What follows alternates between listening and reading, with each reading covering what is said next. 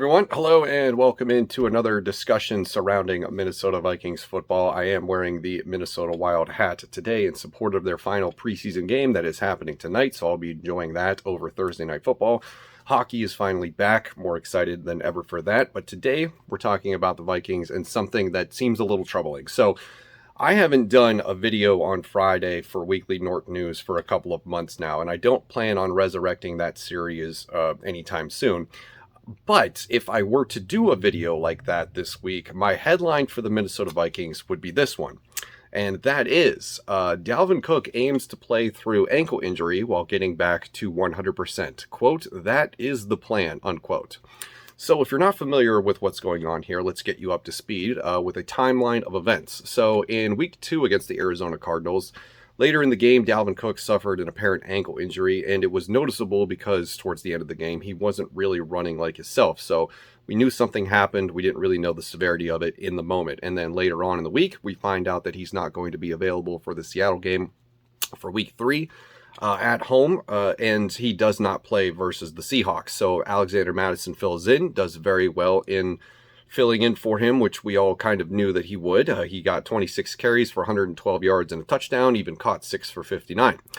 After the Seattle game, we figured, he would have enough time to recover. He had a few did not practices in there. He was limited, I think, a couple of days.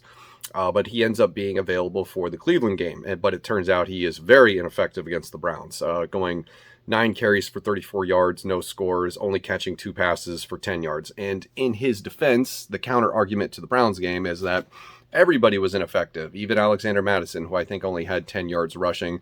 The entire team only had 2.8 yards per carry against the Browns. So maybe that's not a good measurement of his return from the ankle injury just yet. However, and we'll get into this here, Cook himself has said that he knows the difference between being hurt and being injured and doesn't believe his ankle is getting worse or heading in the wrong direction. So it sounds like we're not really blaming, and I myself probably wouldn't blame his injury on his performance versus the Browns. The Browns were just that good and the Vikings were just that unprepared.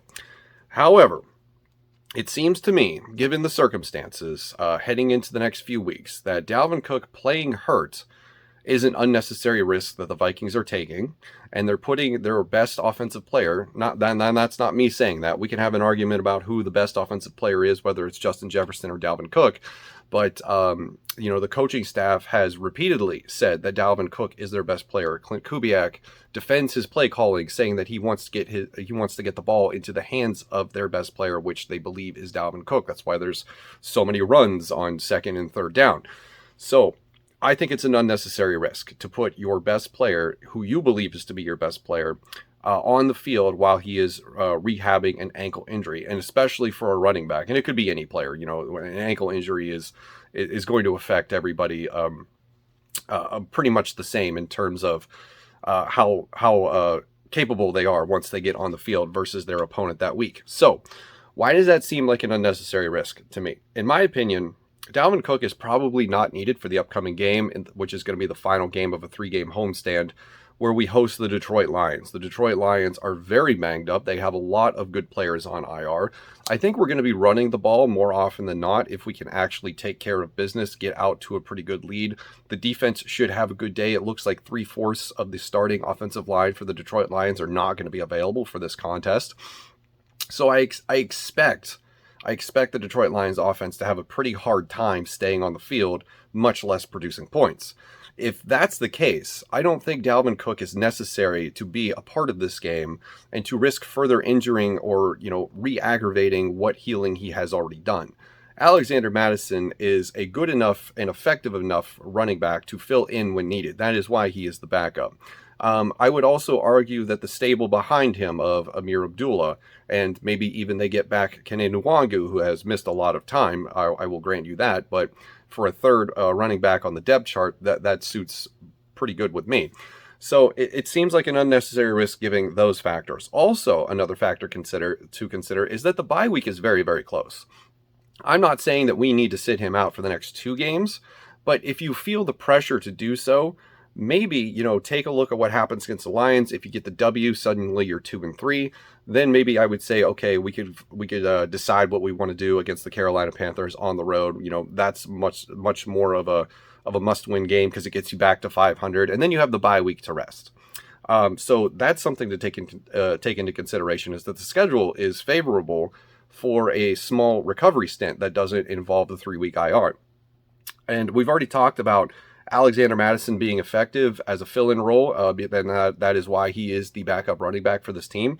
Even Clint Kubiak today, during his media availability, admitted that there is no difference in their offensive approach when it comes to game planning and play calling, whether it's Dalvin Cook in the lineup or Alexander Mattison in the lineup on the field. It doesn't matter. And I would agree with that, because what we've seen Alexander Mattison do when he is the featured back, for whatever reason, Dalvin Cook is off to the sideline recovering from a long spell.